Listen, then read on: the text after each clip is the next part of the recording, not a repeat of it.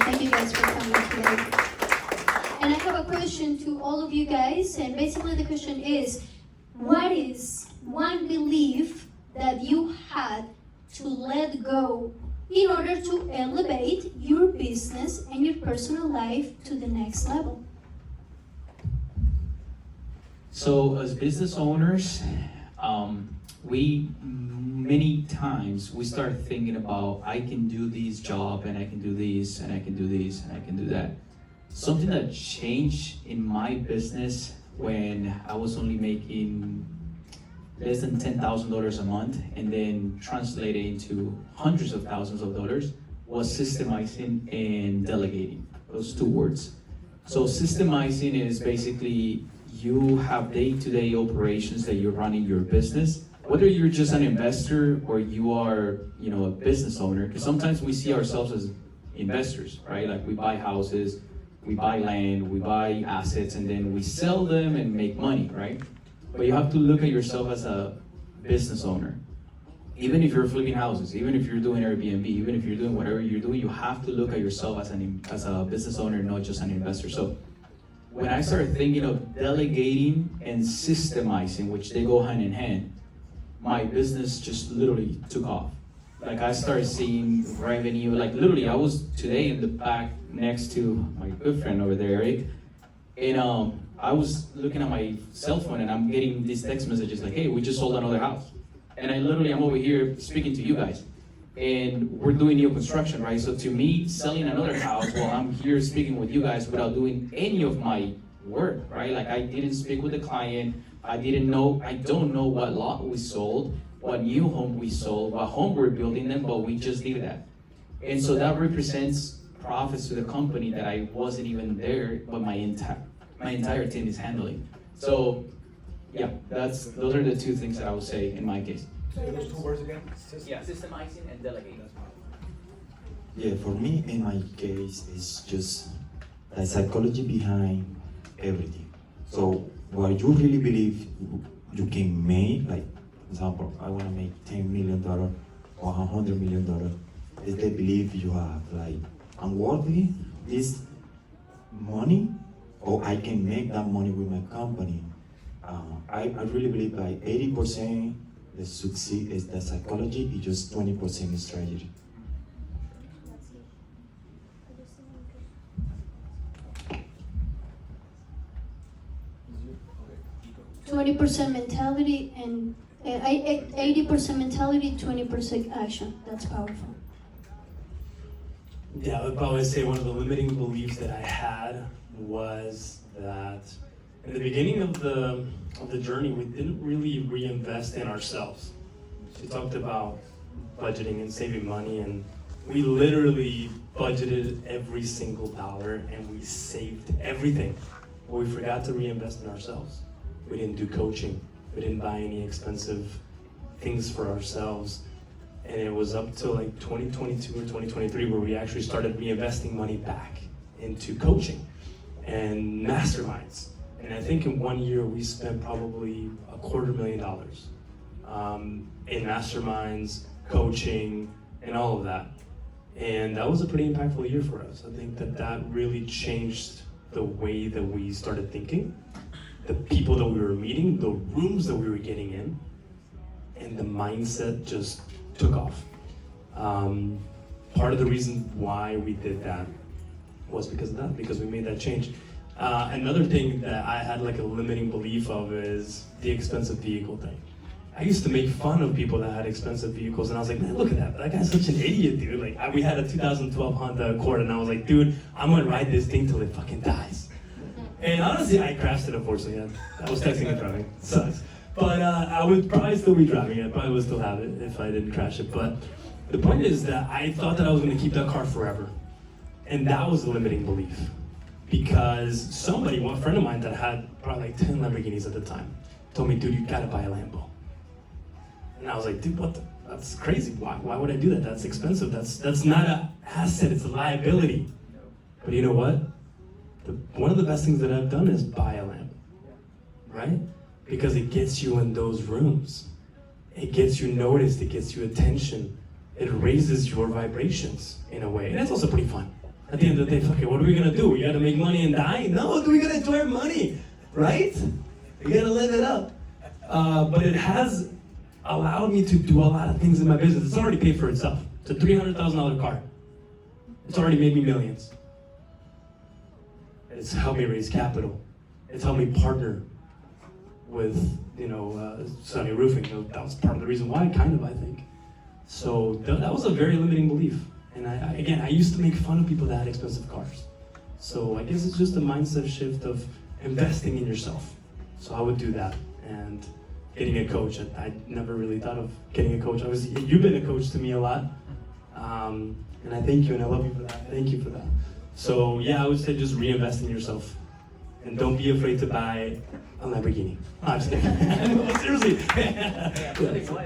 Yeah, there you go. You got one for sale. So there you go. Buy a Lambo. Buy his Lambo.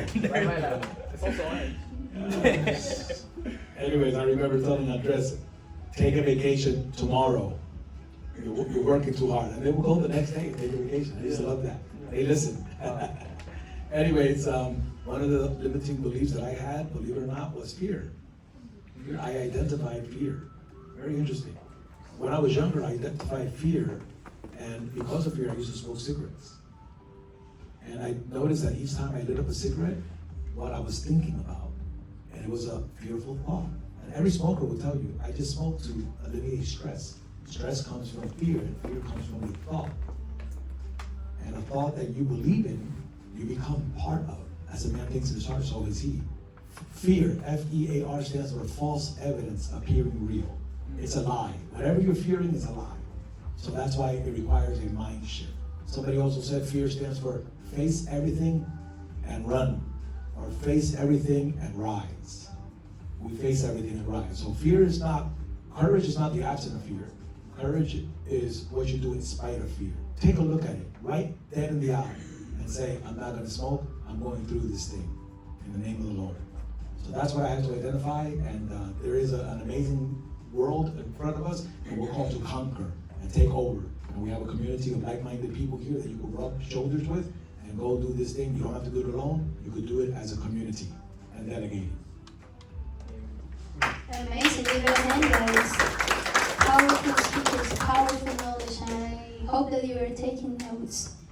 We're gonna go with the second question, which is, in a world that's constantly changing, constantly evolving, constantly transforming, how do you stay adaptable without losing sight of your vision and your values? Yeah, so many times, how I think is, we can change the plan but not change the goal. So there's gonna be a lot of times where you have to pivot. Like if you're doing something, I know where I want to be when I'm 40, and I'm 31 right now. So I have it so clear in my mind that if something was to happen this year, like another COVID or something like that, I'll have to definitely change the plan, but I'm not changing my goal. Unless God wants it to be changed, right? Like, and that's when you also have to hear the voice of the Lord and know when it's time to move on or do something different. But when you have your plans or your goals very clear, the plan is just put a plan together. You will get there. And so all of those things, just know that you might have to pivot sometimes, and that's not necessarily going backwards. It's actually just adapting and keep moving. But your values, that's something you shouldn't change, unless it is for the better, right? But you shouldn't change the stuff that's not gonna get you to your goals. Just change the plan if needed. That's my Very good. Ok, perfecto. Para mí es sumamente importante entender cuáles son los principios que me mueven hacia en qué dirección estoy yendo, ¿no? Tener el plan bien claro. Nosotros tenemos un sistema en nuestro cerebro que se llama SARA, que nos permite identificar cuáles son las cosas que son importantes para nosotros. Nosotros en todo momento estamos siendo motivados por millones y millones de impulsos, vemos diferentes tipos y nuestro cerebro nos protege de esa información, ¿no? Y nos muestra lo que es interesante para nosotros. Cuando nosotros tenemos esa visión hacia dónde queremos ir y tenemos el plan perfecto, ¿cierto? Nuestra mente busca evidencia para archivar ese plan. Si tenemos que adaptarnos a las circunstancias que están alrededor, eso depende de nuestros principios y nuestros valores que están influyendo para lograr ese objetivo. Si no tenemos un plan claro, si no tenemos un objetivo, cualquier camino nos va a servir. Pero cuando estamos en la dirección correcta, con el plan correcto, utilizando correctamente nuestro sistema, nuestro cerebro, nuestro cuerpo, vamos a llegar a esa dirección. El adaptarnos es parte de los cambios. Yo creo que una de las fortalezas que debe tener el ser humano es la capacidad de cambiar constantemente, porque el mundo cambia constantemente. Yeah, I think my plan has always been very simple in life. Have inner peace and just bring positivity to the world. That's pretty much the only plan that I've had. At 17, I made a decision that I was going to be a millionaire. And, so being successful has been very important. At 28, after being a millionaire, I made the decision of being a billionaire. And I was like, okay, well, being a billionaire, why? Is it to have billions of dollars? No, it's because once you get to a billionaire status, it's because you've helped millions of people. And then I thought, okay, what type of billionaire do I want to be? I want to be the type of billionaire that's going to help the planet. How did I get there? By doing something good to the world, a lot, right? It's not for the money. So my goal is that. And obviously I've deviated sometimes, we're not perfect, right? I'm in this balance where I'm trying to go there as quickly as possible. This year is pivotal for us. We're building 4 houses. But we're not just building 4 regular houses. We partnered with somebody who his company is called EcoVision. So we both have very similar mindsets of what we want to do. Again, we don't just want to build houses. We don't want to be Dara Horton. We don't want to be just like everybody else and just build a house and that's it. We want to change this fucking game, dude. We got to change it. We have to build sustainable housing. So that's always been the goal. Honestly, I for some reason in my head was implanted, dude, Andres, you gotta do something big in real estate. It's gotta be sustainable. You gotta freaking do it. And I've never deviated from that. COVID has happened. I wasn't scared. I was excited. Everybody was like, holy shit, this thing is gonna crash. We're all gonna die. I'm like, no, we're not. Things are gonna be okay. The world is like, always changing, and yeah, I'm always adapting, but always staying constant. I think one of my biggest superpowers is being constant. I don't get super angry. I don't get depressed. I don't have like crazy like ups and downs. Obviously I'm not perfect. But I think that I remain in peace pretty much for most of my life. And I think that that's really where we all should be at, I believe, being at peace. And so, yeah, I think that, adapting is important. And I don't know if this has anything to do with it, but AI obviously is something that we have to adapt to as well. So also, learning and educating and figuring out what's going on in the world is important.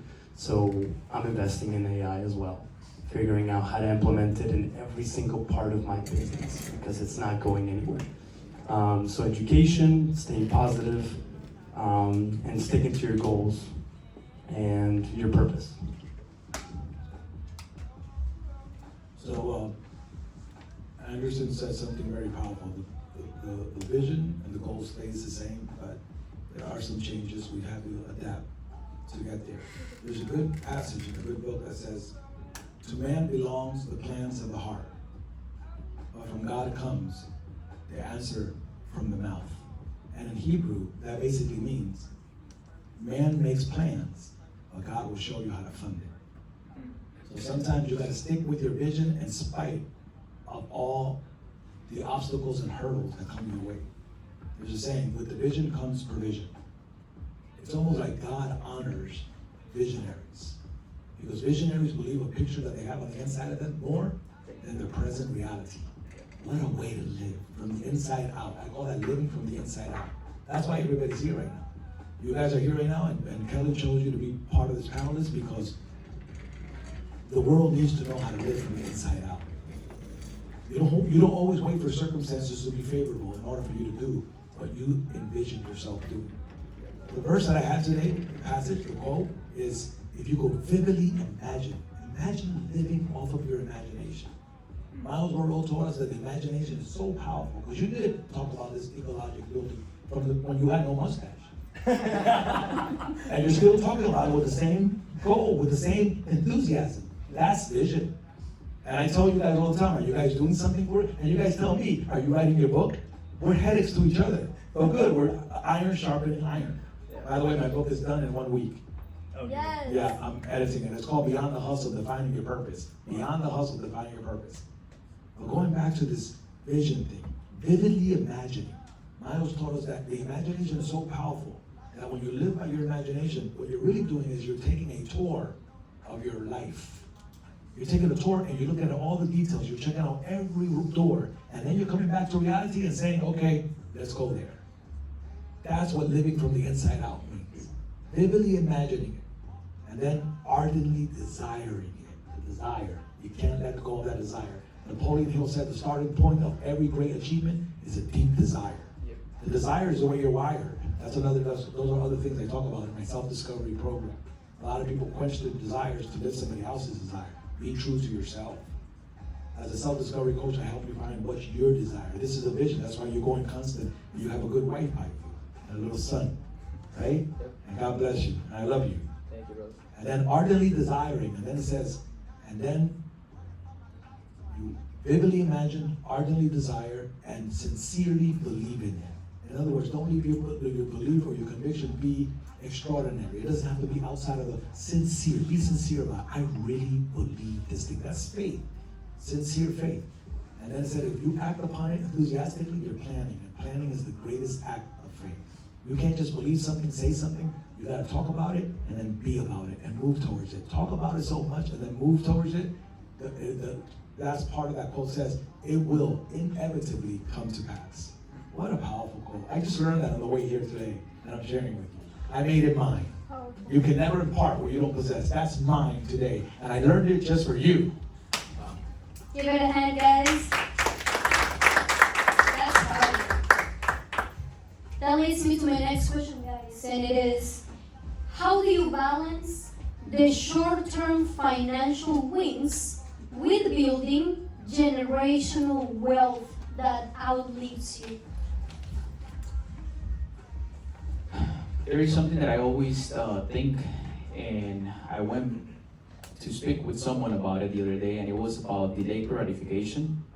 So something that we as business owners and investors, we fail multiple times is to, we want to make the most money now and now and now. And the sooner we get the money, the better, and then we want everything now. And sometimes we have to think about what's to come, right? Like, what's gonna be me and my finances in the next 10 years, in the next 20 years? What about when you're not even around?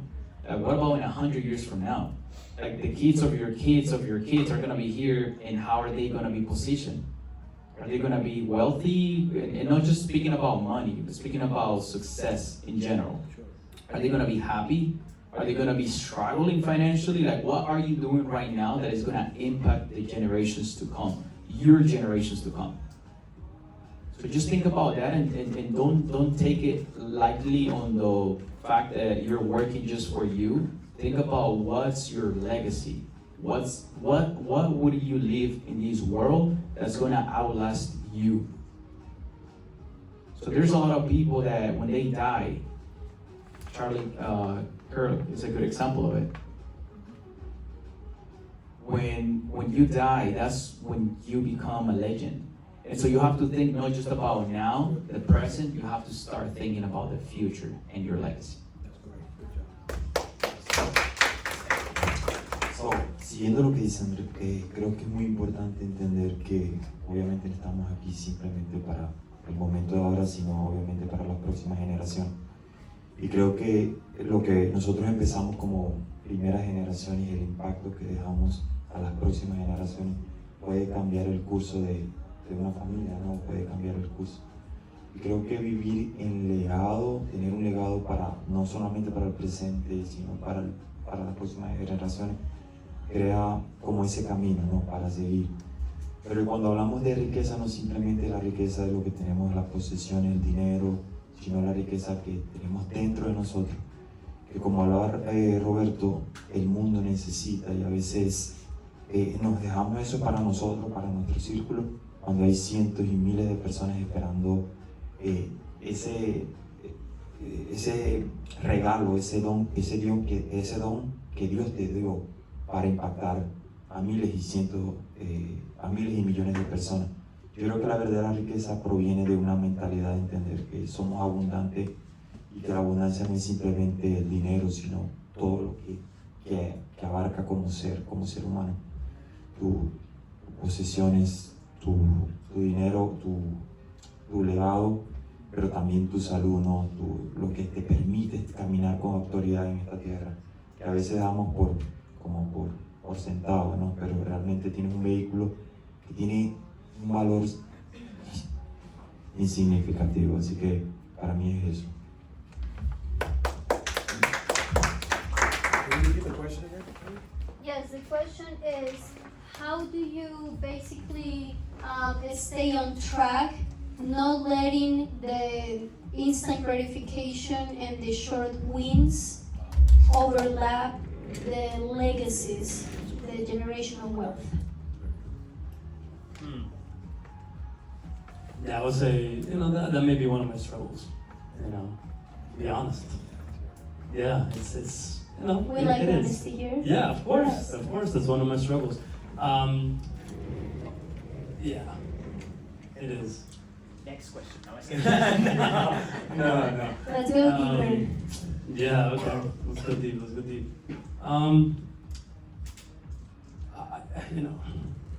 My goal, like I said, has always been to build a sustainable community, and again, this year is pretty pivotal. And yeah, I mean that's pretty much I think where my main focus is going to come, right? And I try to everybody that I touch, that I connect with, I always try to leave better with the conversation. I always try to bring as much love and positivity to everything and everyone that I touch. And I think at the end of the day, that's really what it's all about. The butterfly effect. Do you feel that you forgot about that sustainable community vision for a while and now it's coming back to you again? I would say it's always been like in the back of my head. Did you lose sight of it? I would say maybe a little bit. Yeah. Yeah, I think I got more into, I would say money. Money and the greed. Yeah, sometimes you get too stuck in the hustle. Wow. And yeah, I was definitely a victim of that. And to a certain extent, I'm still balancing, right? I think most of us are struggling that, in this money-driven world, unfortunately. So yeah, that's the balance that I work with. That I'm challenged with it every single day, really. And it's okay. Like I don't judge myself so much. Like, oh my God, like I'm this terrible person. I don't think I am. But yeah, I think that's one of my biggest challenges. But I think this year's gonna be pivotal, and I'm just gonna let the actions speak for themselves. The houses that are gonna be built, and the change that's gonna come from these houses. So I'm super excited about that. And yeah, I think that I just like Jesus. I try to be just an overall good person overall in everything that I do. And Jesus was a great example. In everything that he did, and everything that he taught, and I just try to just bring positivity and love with everything that I do. So yeah, that's where I'm at. We appreciate that transparency big time. Yeah, that's amazing. That's amazing. I'm letting that sink in a little bit because that's powerful. When you could speak like this, do you guys feel it? Yes. Yeah. It's very important to feel that. You know why? Because that's what this is about. Even if the speaker's got to learn. Because remember, when we're pointing, we got 3 fingers pointing at us, 1 pointing at you, and only one, the thumb, pointing to heaven. So sometimes, even though we're teachers, we have the bigger condemnation, we have the bigger responsibility, we have the biggest caution. Because, it's good. It's a good responsibility because we have to hold ourselves accountable and know that we can't do this alone. And it's good. I like what you said. I really do. And it changes people's lives, just so you know. To know that you're exposing a weakness like that. I asked you the question because I wanted to promote you. And it's good because I know you. I know you're going to go. And to be this type of person, to be so transparent like this, is going to take you very far. And I love it. And I think I'm learning from that. Big time. 'Cause Me too. we really listen. And you know, my answer is this, and I really am having an encounter with that.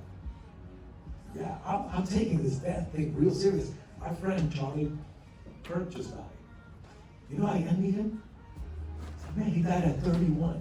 Miles Monroe, my mentor, crashed his plane. I was supposed to be in the plane. He died.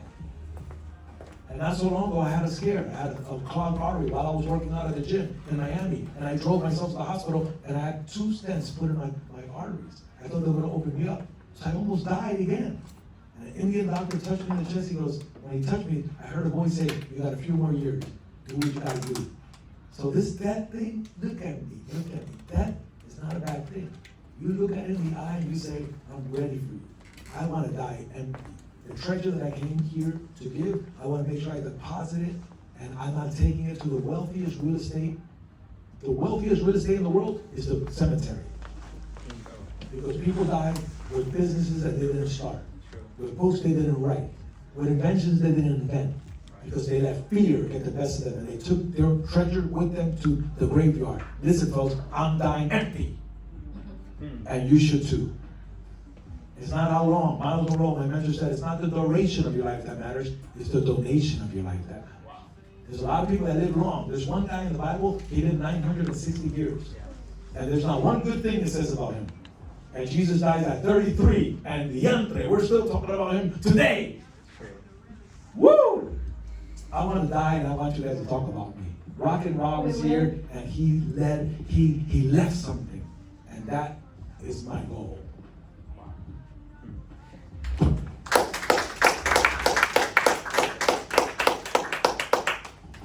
I want to embrace the power of authenticity. There's no hay guión aquí, se habla transparente y sin tapujos. So, gracias Andrés por recordarnos el poder de la honestidad y nos enseñas a todos. Thank you guys. So let's bring it back to the next question, and this one is if you could leave the audience with one principle that has shaped your success and consciousness more than anything else, what would that be? Basically, there's one thing you can share that's the most important out of not just business but life. What would that be? One principle. Yes. Stand up if you have. I was gonna dance. Oof. One principle. This is what I think has changed the way I think and I do business, and is thinking about giving more than I get. Thinking about others before I think about myself. So many times, especially when money's around, people start getting greedy and they start, thinking what's for me, what's there for me. Like, oh, there's money on the table. What from that deal, what from that business is going to go for me? And so when you start thinking more in the way of abundance and sharing and giving, and I'm not just talking about money, I'm talking in general, like when you start giving value. Like I'll give you an example. Last year, I was mentoring people for $20,000. $20,000 people were paying me to mentor them. And then at one point I said, even though that's great money, and I had multiple students, I want to make a bigger purpose, and I want to leave a bigger legacy. So I changed my model, and I actually started teaching for free. Now, the people that paid me last year, they had a heck of a lot of value post that, because they paid good money. Now they're my close friends, we have done deals with. One of my students, I have purchased land from her, like individual lots, and she's made north of 70,000, 60,000, something like that, in just within the last year, and she paid 20,000, right? But the point is, I started thinking about giving and not be so concerned about what am I getting, and that has changed my way of like just having success. Like when you're not greedy about what's there for me, but instead you start thinking about others and you start sharing. That's the best principle that I think I have learned. me, win-win, like always. Plus that, like, follow, like, everything I do, I do because I have something to share. I have something I fulfill in my life with everything. I just full. And then I give it all what I have, and then not expecting anything to receive because I know I got everything at all. So for me, it's just thinking in my mind, I always full. I just wanna win-win is my principle. I would say be present and be positive always. So a book that has probably changed my life, that I'll probably read probably for my whole life because it's a very, very complex concept to like really learn, is The Power of Now. If you guys haven't read of it, I'd highly recommend that you buy it and listen to it many times. And it basically just talks about just, psychology and how part of the reason why humans are not very happy is because we overthink past and future, right? And we don't really live in the present as much. And thinking about the past and thinking about the future sometimes can be sad or can be worrisome. And so I've now been working on training my brain, right? Anytime that I feel anything other than peace, right? Sad, whatever it is, I trace that thought and I'm like, okay, where's this coming from? And it's always, I'm thinking about the past or I'm worrying about the future. And I stop my brain right there and I'm like, nope, this is a waste of time. Be present. And I just literally come back to this moment and then it just goes away. And I'm in peace again. And everything's okay. And I'm accepting of everything that is right now in my life. No matter what. I can die right now, I die happy. I die at peace with no regrets in my life. I've lived, I've loved, positive, that's it. I die right now, happy. That's the most important thing for me, I think, because I have inner peace, I have inner love. I think I've done as much as I can in this world to be positive. I am where I am, and I'm accepting of it. And it is what it is. So that, and then being positive always. I never look at the negative things in life. We are just, little electric, whatever, things. And we can be positive or negative. And we can just choose to be positive always. There's always a bright side. So you guys will never hear me talk negative about anybody or look at the negative side of things. I'm always looking at the bright side, and you know what? If you think positive things will happen in your life. And honestly, a lot of positive things happen to my life always, honestly. Why? Because I projected, I vibrated, because I'm thinking about it. And that's how the universe works. So I would say those will be the two things. Be present, be positive. That's it. Present, PP, be present, be positive.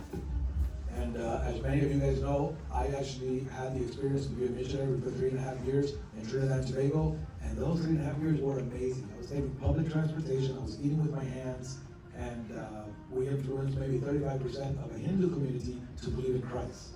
That was just amazing. And I did it in Jamaica and also in Guyana. And I did that before embarking in corporate America and working in real estate and everything else I did in corporate America. So when I started Wholesale, I was doing very, very well. And then they invited me to go to Miami from Orlando to do the same thing, but it was to millionaires, to business people. And I remember hearing a voice that told me, don't ever ask for a penny. Now that doesn't make sense. I'm driving all the way to Miami, Florida in my little Honda Accord. I had a Hyundai Sonata at the time. And all the students had Ferraris, Lamborghinis, Range. Then I bought myself a Porsche. And I thought I might myself a Porsche to be cool, just to blend in with my students. So I used to go there, teach them, and they were amazed at, what is this guy doing? He's not asking people, what's this? Just like you experienced your little sale that you did when you were sitting back there, because you're doing the work of the Lord right now, imparting and giving free, which you're free to receive, every single day. Every single time that I turn on the ignition of my car to drive to Miami to teach those millionaires kingdom principles, boom, my 2 biggest sales will come. And it happened for 3 years in a row. It was like God is a show off. If you do his will, he'll pay the bill. If you... It happened on the way here. It happened on the way here too. That's right. I'm looking at the exit. That's right. And by the way, I'm selling my house, and I don't even know what the heck I'm doing. I gotta leave here. My house is closing on, one of my houses is closing on Tuesday. And I don't even know what I'm gonna do with furniture. I love this thing. Living by faith is amazing. It's fun, exciting, and you don't even know what the heck the outcome is gonna be. But it all works out for good. So when I was doing this, there were times where I was teaching and my phone will go off and boom, 2 sales will go on. And I would let the students know and they loved it. And right now, that's what I just did, folks. I moved to Miami, Florida. That's the real estate.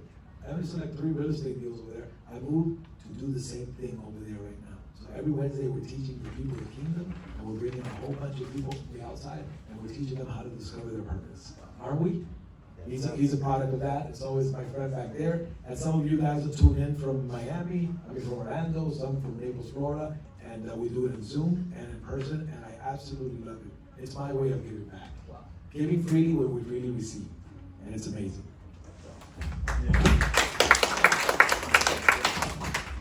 Now I'm gonna ask a question to each one of you. So I'm gonna start with Roberto. Roberto, how can entrepreneurs, like the professionals we have here, overcome the limiting beliefs that hold them back from realizing their full potential, both in business and in life? So one of the things that I learned in life is that when you